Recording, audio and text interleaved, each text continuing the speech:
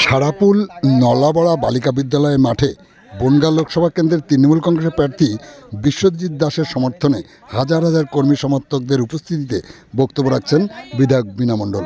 কি বললেন তিনি শোনাবো আপনাদের। এবং সেইভাবেই আপনারা সুইচ টিপে ভোটটা দেবেন। আপনারা সকলেই জানেন যে মানবিক মুখ্যমন্ত্রী মমতা বন্দ্যোপাধ্যায় তিনি 3 বারের মুখ্যমন্ত্রী এবং 2011 সাল থেকে বাংলার মসনদে তিনি মুখ্যমন্ত্রীর আসন অলঙ্কৃত করেছেন।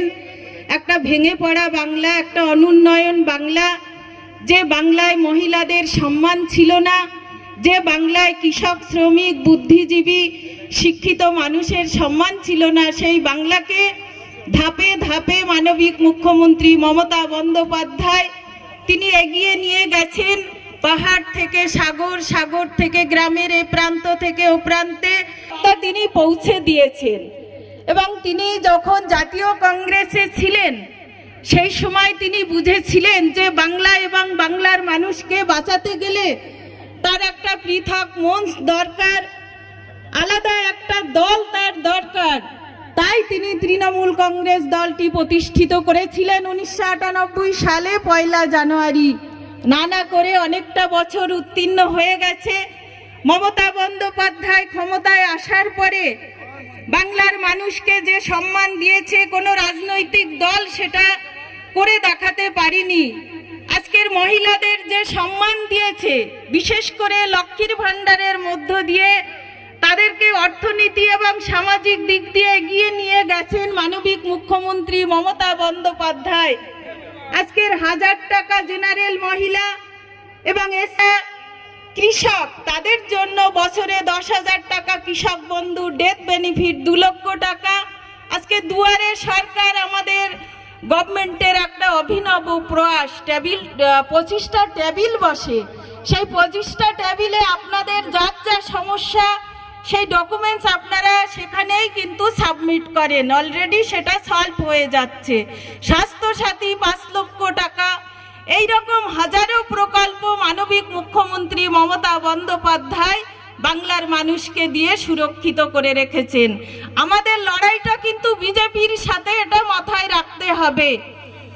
এতদিন আমরা যে লড়াই করেছি, সিপিএম বনাম তৃণমূল, কংগ্রেস বনাম তৃণমূল, এবার লড়াইটা কিন্তু আমাদের বিজেপির সাথে। বিজেপি একটা সাম্প্রদায়িক দল, সেটা আপনাদের মাথায় রাখতে হবে। দীর্ঘ 10 বছর নরেন্দ্র মোদী মসনদে আছেন, অনেক কথা বলেছিলেন। তিনি 2014 যখন প্রধানমন্ত্রীর আসনে বসেছিলেন সেই সময় তিনি অনেক প্রতিশ্রুতি দিয়েছিলেন ভারতবর্ষের মানুষকে। বলেছিলেন যে আমি যদি ক্ষমতায় আসতে পারি তাহলে প্রত্যেকের অ্যাকাউন্টে 15 লক্ষ করে টাকা দিয়ে দেব। সেটা কি আপনাদের দিয়েছে? আর কি বলেছিল, ইন্ডিয়াকে মেক ইন ইন্ডিয়া বানাবো, সেটাও কিন্তু করে দেখাতে পারেনি। আর কি বলেছিল যে 100 দিনের মধ্যে কালো টাকা উদ্ধার করে নিয়ে আসবো। আজকের 500,000 টাকার নোট বাতিল করে দিয়ে সর্বশান্ত করে দিয়েছিল ভারতবর্ষকে, এটা আপনারা সকলেই দেখেছেন। আর কি বলেছিল যে প্রতিটা মহিলাকে আমরা ফ্রিতে উজালা গ্যাস দেব, দিয়েছে কি ফ্রিতে উজালা গ্যাস? আজকের গ্যাসের দাম আকাশ ছোঁয়া, ডিজেলের দাম আকাশ ছোঁয়া, সারের দাম আকাশ ছোঁয়া। এইরকম একটা ভয়াবহ পরিস্থিতির মধ্য দিয়ে আমাদের এই ভারতবর্ষ চলছে। আজকে যুক্তরাষ্ট্রীয় কাঠামো শেষের দিকে। আমাদের গণতন্ত্রকে বাঁচাতে হবে, গণতন্ত্রকে আমাদের রক্ষা করতে হবে এবং আপনাদের দৃঢ় সংকল্প নিতে হবে। কারণ একটা ইন্ডিয়া জোট হয়েছে, আপনারা সেটা জানেন।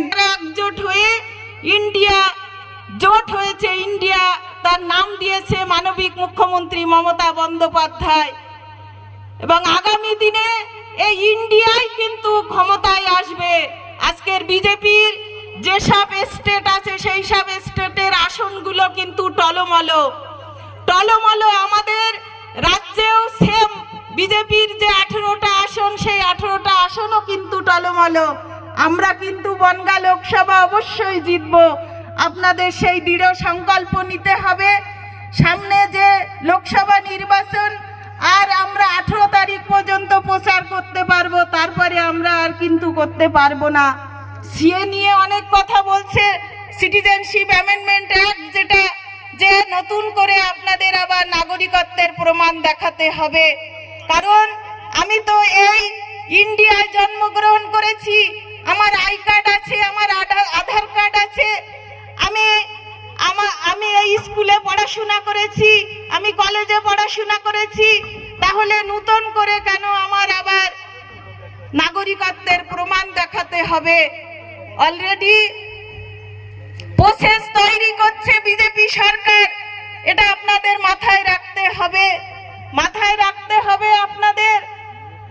এবং লড়াইটা কিন্তু কঠিন, আপনাদের এটা মাথায় রাখতে হবে। কারণ এটা পঞ্চায়েত নির্বাচন নয়, এটা বিধানসভা নির্বাচন নয়, এটা লোকসভা নির্বাচন। আগামী দিনে ভারতবর্ষে কে আসবে, কে শাসন করবে, তারই নির্বাচন। সেই নিরিখে আপনাদের এগিয়ে আসতে হবে। অনেক বক্তা আছেন মঞ্চে উপস্থিত, তারাও বলবেন। আমি আর বেশি সময় নিতে চাই না, আপনাদের জ্ঞাতার্থে বলবো যে মানবিক মুখ্যমন্ত্রী মমতা বন্দ্যোপাধ্যায় যে পদক্ষেপ নিয়ে এগিয়ে চলেছে এই বাংলার মানুষদের জন্য, সেই নিরিখে আপনাদের এগিয়ে আসতে হবে এবং মমতা বন্দ্যোপাধ্যায়ের হাতকে শক্ত করতে হবে। এই কথা বলে সকলকে ধন্যবাদ দিয়ে আমার কথা শেষ করলাম। জয় হিন্দ, বন্দে মাতরম। তৃণমূল কংগ্রেস জিন্দাবাদ, মমতা বন্দ্যোপাধ্যায় জিন্দাবাদ, অভিষেক বন্দ্যোপাধ্যায় জিন্দাবাদ। ধন্যবাদ আমাদের বিধায়ক শ্রদ্ধেয় বীণা মণ্ডল মহাশয়কে।